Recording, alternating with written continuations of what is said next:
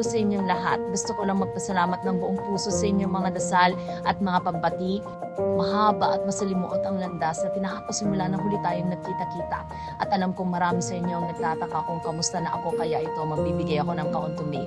Sa totoo lang, hindi naging madali ang aking health journey. Araw-araw may bagong hamon, pero mayroon ding maliliit na tagumpay. Narito ako ngayon sa aking physical therapy session at masasabi kong malaki na ang bahagi ng mga session na ito sa aking araw-araw na routine. Mahirap siya, minsan masakit, pero unti-unting natutulungan ako nitong bumalik ang aking lakas at kumpiyansa. Natututo rin ako ng pasensya at tibay ng loob sa proseso. Marami sa inyo ang nakabalita na ng ilang detalye tungkol sa kalagayan ko, pero heto ang totoo, unti-unti tingin ang katawan ko at binigyan ako ng mga doktor ko ng magandang plano para sa aking tuluyang pag-recover.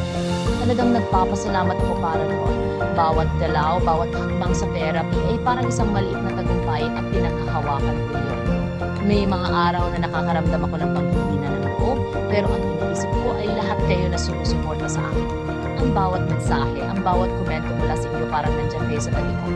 Yun ang nagbibigay sa akin ng lakas. Isa pang madalas itanong sa akin, lalo na ng mga loyal fans na sumusuporta sa akin sa loob ng maraming taon, di Chris, babalik ka pa ba sa showbiz? Sinasabi ko sa inyo, tinatanong ko rin iyan sa sarili ko. At gusto kong maging tapat sa inyong lahat. Malaking bahagi ng buhay ko ang showbiz at higit pa roon, ito ang naging tulay para makakonekta ako sa inyong lahat.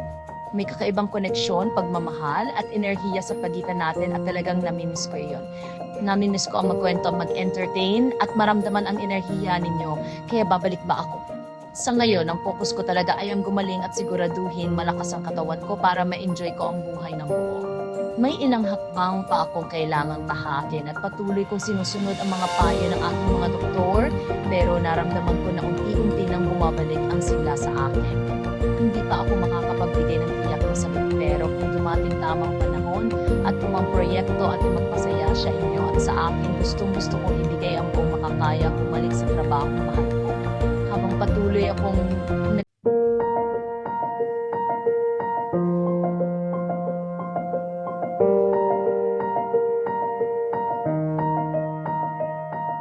Hello sa inyong lahat. Gusto ko lang magpasalamat ng buong puso sa inyong mga dasal at mga pagbati. Mahaba at masalimuot ang landas na tinahak ko simula nang huli tayong nagkita-kita.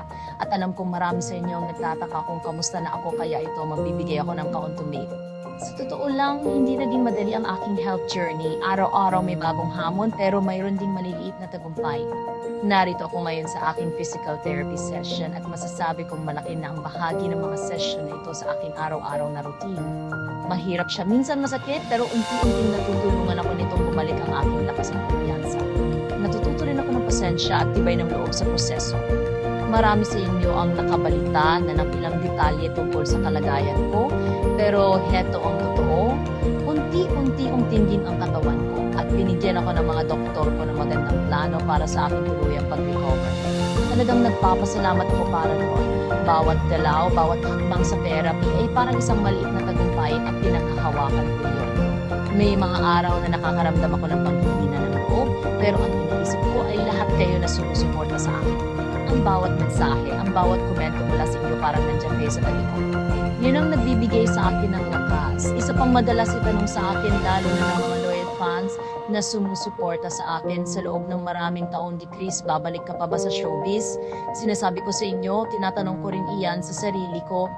At gusto kong maging tapat sa inyong lahat. Malaking bahagi ng buhay ko ang showbiz at higit pa roon, ito ang naging tulay para makakonekta ako sa inyong lahat. May kakaibang koneksyon, pagmamahal at enerhiya sa pagitan natin at talagang namimiss ko iyon. Namimiss ko ang magkwento, mag-entertain at maramdaman ang enerhiya ninyo, kaya babalik ba ako? Sa ngayon, ang focus ko talaga ay ang gumaling at siguraduhin malakas ang katawan ko para ma-enjoy ko ang buhay ng buo.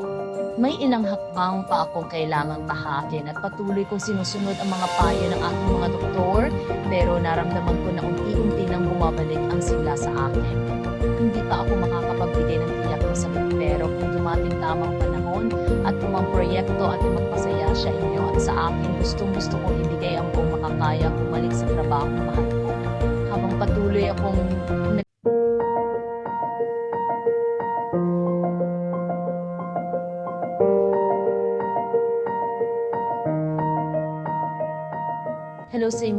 Gusto ko lang magpasalamat ng buong puso sa inyong mga dasal at mga pagbati.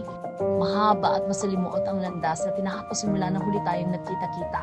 At alam kong marami sa inyo ang nagtataka kung kamusta na ako, kaya ito magbibigay ako ng kauntumig. Sa totoo lang, hindi naging madali ang aking health journey. Araw-araw may bagong hamon, pero mayroon ding maliliit na tagumpay. Narito ako ngayon sa aking physical therapy session at masasabi kong malaki na ang bahagi ng mga session na ito sa aking araw-araw na routine. Mahirap siya, minsan masakit, pero unti-unting natutulungan ako nitong bumalik ang aking lakas at kumpiyansa. Natututo rin ako ng pasensya at tibay ng loob sa proseso.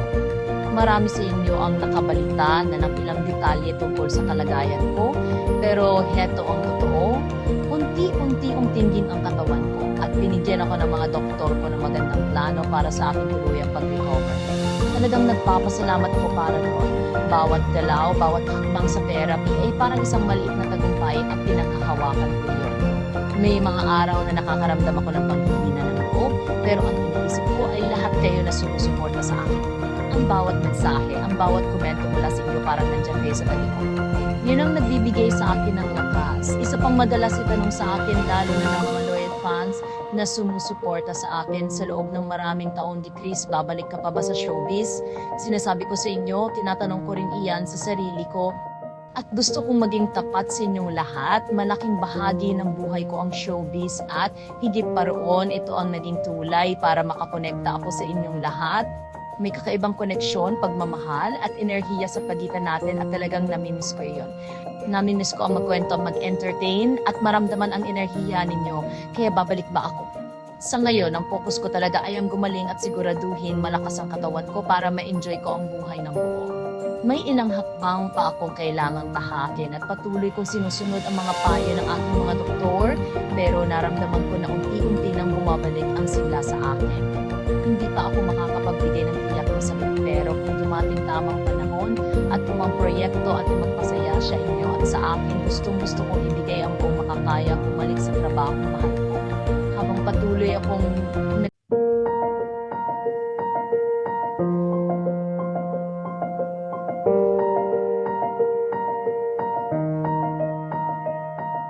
hello sa inyong lahat. Gusto ko lang magpasalamat ng buong puso sa inyong mga dasal at mga pagbati. Mahaba at masalimuot ang landas na tinahak ko simula nang huli tayong nagkita-kita. At alam kong marami sa inyo ang nagtataka kung kamusta na ako, kaya ito magbibigay ako ng kauntumig. Sa totoo lang, hindi naging madali ang aking health journey. Araw-araw may bagong hamon, pero mayroon ding maliliit na tagumpay. Narito ako ngayon sa aking physical therapy session at masasabi kong malaki na ang bahagi ng mga session na ito sa aking araw-araw na routine. Mahirap siya, minsan masakit, pero unti-unting natutulungan ako nitong bumalik ang aking lakas at kumpiyansa. Natututo rin ako ng pasensya at tibay ng loob sa proseso.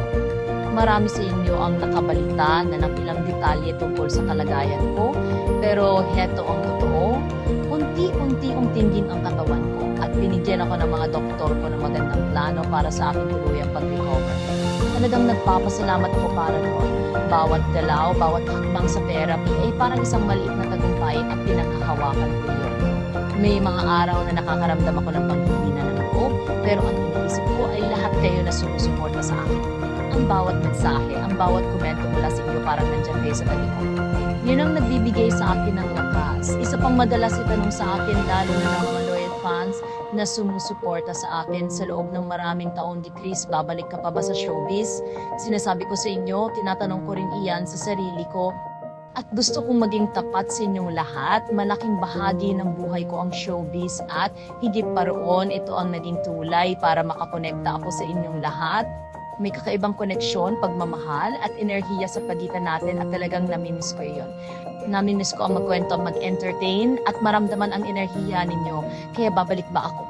Sa ngayon, ang focus ko talaga ay ang gumaling at siguraduhin malakas ang katawan ko para ma-enjoy ko ang buhay ng buo. May ilang hakbang pa akong kailangang tahakin at patuloy kong sinusunod ang mga payo ng aking mga doktor, pero naramdaman ko na unti-unti nang bumabalik ang sigla sa akin. Hindi pa ako makakapagbigay ng tiyak na sagot, pero kung dumating tamang panahon at kung ang proyekto at magpasaya siya inyo at sa akin, gustong-gusto kong ibigay ang buong makakaya bumalik sa trabaho mahal ko. Habang patuloy akong